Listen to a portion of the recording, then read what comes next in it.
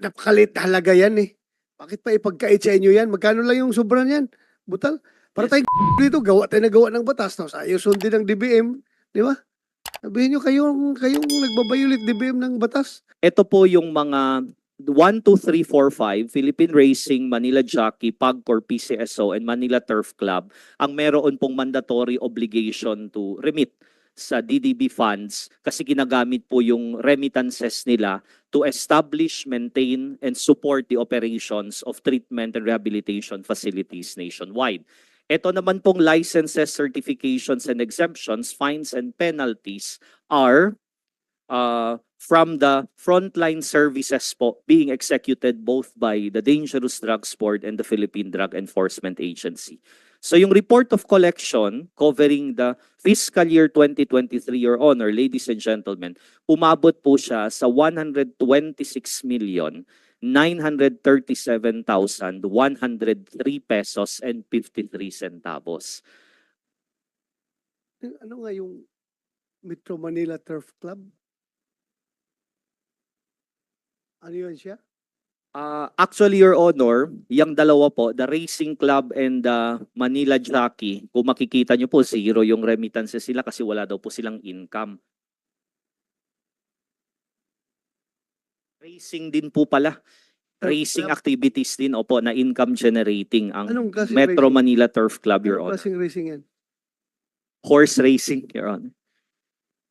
Opo, mga Meron pa? kabayo. Opo, sila, Your Honor, nakakapag-remit. Although hindi constantly, but we're grateful to Metro Manila Turf Club kasi for 2023, meron po silang naiabot sa amin. At for 2024, Your Honor, meron din po kaming recorded collections. Your Honor, ladies and gentlemen, if you remember, ito po, sir, yung parati naming minamanifest every budget briefing na since marami pong pangangailangan para sa establishment, maintenance, and operations of treatment and rehabilitation facilities nationwide, yung aming pong humble manifestation is to allow DDB to use its collection. So, in-action naman natin yan last. Yes, Your Honor. Ilagay tayo ng provision doon na Special account to the general fund, may special provision po siya, Your Okay. Honor. So, ito po, Your Honor, for 2023, nakalagay po sa GAA na allowed naman po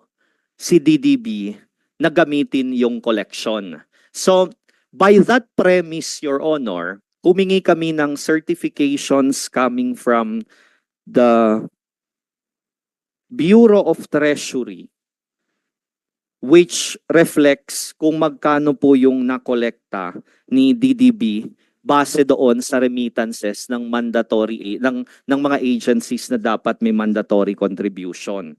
So for 2023, Your Honor, dalawa po yung in-issue na certifications ni Bureau of Treasury. One is worth 61,563,271.92 and another one is 30,537,187.62. So in totality, Your Honor, meron po sila na recorded around 90 million. Ni-request po namin ito, Your Honor, sa DBM using the certifications coming from the Bureau of Treasury. But unfortunately, Your Honor, ang dinisburse lang sa amin ay still 77. So, there was also an information coming from them because we wrote to them to ask kung bakit po hindi pwedeng i-request kung ano po yung total na nakolekta. Kasi in accordance naman po yun sa provision ng GAA 2023.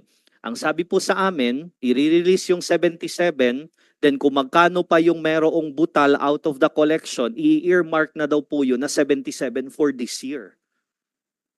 So we were rather surprised, Your Honor, kasi ang sa amin naman po, just imagine yung difference sana Ang layo po ng marating nun. We have the Balay Silangan priorities for the reformatory program ni PIDEA ng mga offenders. We have the continuing implementation of the community-based drug rehabilitation for mild and moderate drug dependence na patuloy po ang DDB na nagsispearhead ng pagpapatayo ng mga facilities. And we continue to support yung expansion po ng mga infrastructures ng mga inpatient treatment and rehabilitation facilities in partnership with DOH na hindi po nakaprogram under HFEP. Sabihan mo lang yung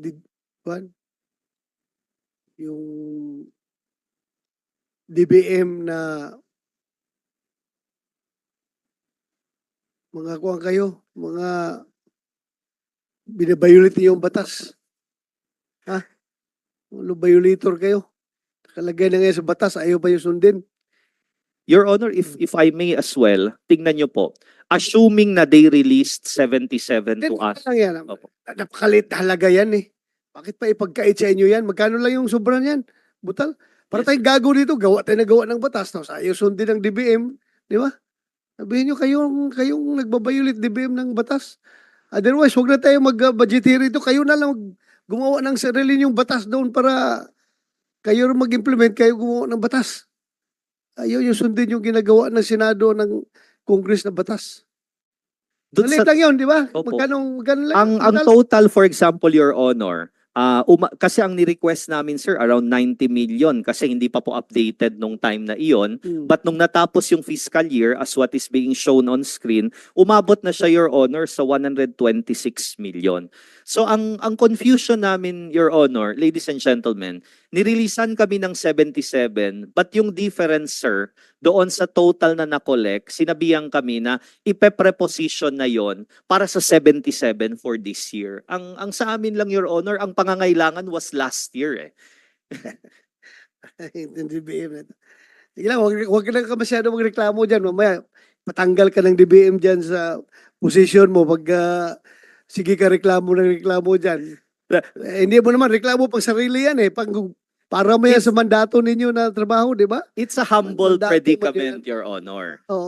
Kasi nga po, we definitely need the resources to fulfill not just our commitment but the mandate of the agency. In fact, Your Honor, ang next slide, if I may transition, sir, yung January to August 2024 na report of collection. So, can we show the next slide? So, ito po, Your Honor. Umabot as of August po ito. Umabot na po kami sa 86,696,033.65. So, kung sakali man po from the last year, kinuha nila yung ipe-preposition na 77 for this year, kaya naman pong bawasan sa kung magkano yung current collection sana, Your Honor, yung kailangan i-preposition for this year. We would like our best to be served and provided to our stakeholders sana, Your Honor. And that includes the resources needed for various priorities in the fulfillment of the agency's mandate. And also as a manifestation, Your Honor, sa 2023 at 2024 na collections of DDB, we owe a big amount of the total collection po sa frontline services na ginagawa ng PIDEA. Dali, mayroong tayong taga DBM dito. Miss Aroma Ditera online. Ma'am, DBM. Aroma Ditera. Naka-online. Wala. As to unmute.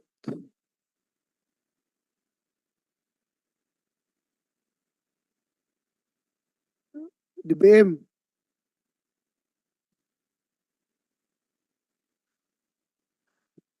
Bakit kasi naka-online itong DBM? Kumsek? Ha? Oh, mas priority ng House. Mas takot sila sa House. Kaysa Senado. Ayaw lang padala ng tao dito. Tapos doon sila sa House naka-focus. Kumsek? Para tayong nitong mga taga-DBM mo, magpa-online tapos ayaw makinig. Ayaw mag-attend dito sa hearing.